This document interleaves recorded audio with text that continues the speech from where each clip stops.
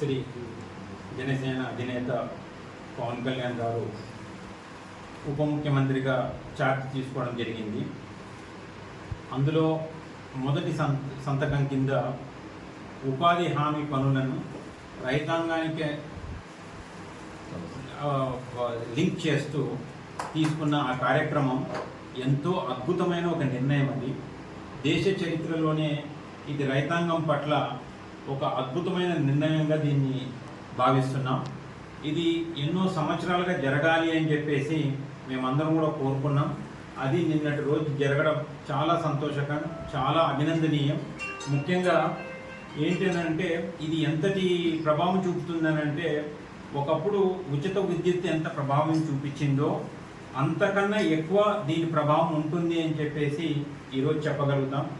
ఎంతోమంది రైతాంగంగా చేయాలి అని చెప్పేసి అని అనుకుంటున్నా, చదువుకున్న వాళ్ళు కూడా రైతాంగం పని చేయాలి అని చెప్పేసి అని అనుకుంటున్నా, ఈ కూలీల వ్యయానికి భయపడి వాళ్ళు రైతాంగానికి దూరంగా ఉండినారు. ఆ కార్యక్రమం పంట పండించే కార్యక్రమానికి దూరంగా ఉండినారు. కానీ ఈరోజు అనుసంధానించడం వల్ల రైతులకున్న అతి ముఖ్యమైన అతి ఇబ్బందికరమైన ఒక సమస్యను తీర్చడమైనట్లుంది.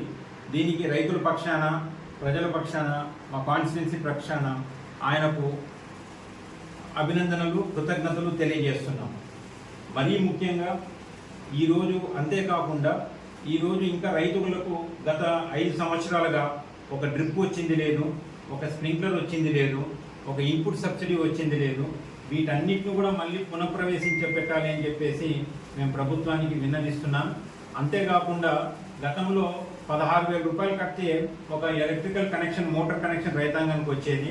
అది ఈనాడు అన్ని రకాలైన ఖర్చులు, డీడీలు కట్టడం కానీ, లేదనంటే లోపాయకార ఖర్చులు కానీ, వీటన్నిటిని చేసి దాదాపుగా 3 లక్షల రూపాయలు ఒక్కొక్క రైతు నెత్తిన మీద ఛార్జెస్ పడుతున్నాయి.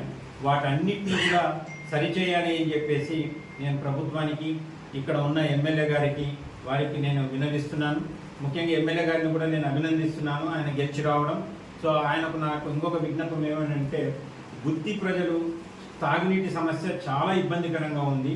దీనికి నా సూచన ఏంటంటే, గుత్తి చెరువుకు ఆల్రెడీ ఆ రోజుల్లోనే మేము నీళ్లు కేటాయింపు తీసుకొచ్చి ఇవ్వడం జరిగింది, ఛానల్ చేయించడం జరిగింది. సో అంచేత గుత్తి చెరువు కింద ఎలాగూ పంటలు లేవు.